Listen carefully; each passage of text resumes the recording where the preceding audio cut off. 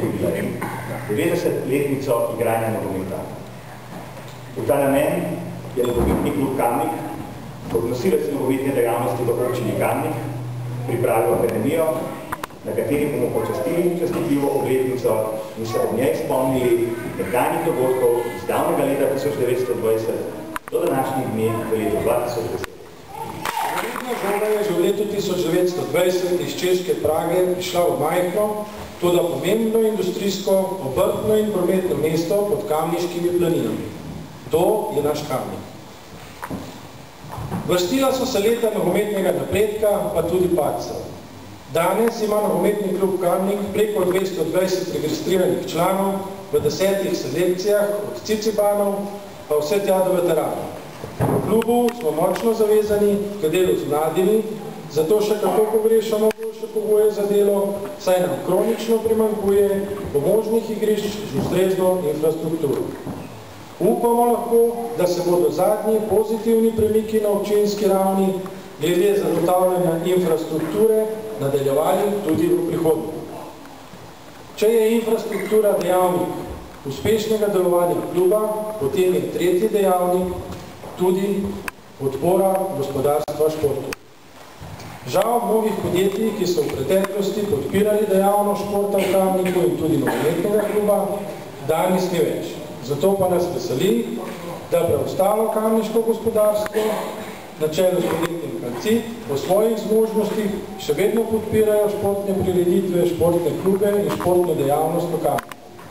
Upamo in želimo si, da bi bilo podpore gospodarstva in lokalne skupnosti v bodoče še več.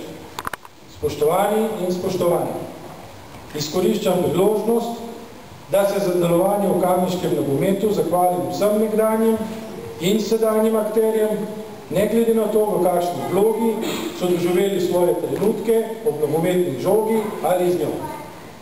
Ta zahvala naj bo hkrati povabilo mlajšim rodovom, da z aktivnim delovanjem, pozitivnimi vrednotami in v duhu fair playa pripomorejo k rasti nogometa v Kamniku.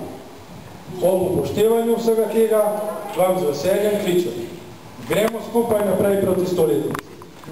Se zavedamo, da športniki v naši občini nimajo dovolj možnosti in predvsem premalo objektov, tako odprtih kot tudi zaprtih. Ampak vendar smo tudi, kot je predsednik že dejal, v zadnjih letih našli neke, temu rekel, variante, da bi ta množičnost in seveda ta baza rašla še močneje, da bo še številčnejša in seveda konec koncev tudi uspešnejša. Zdaj vam seveda predsednik in seveda funkcionarji in vsi tisti, ki delujete na tem športnem področju, zaželim še obilo iz uspehov in predvsem na mladih gradite in to je tisto, kar vas dviguje in tisto, kar seveda pritegne ne samo najmlajši nogometaši, ne samo nogometaše, ampak v tem klubu so potem tudi starši, bratje, sestre in tako naprej.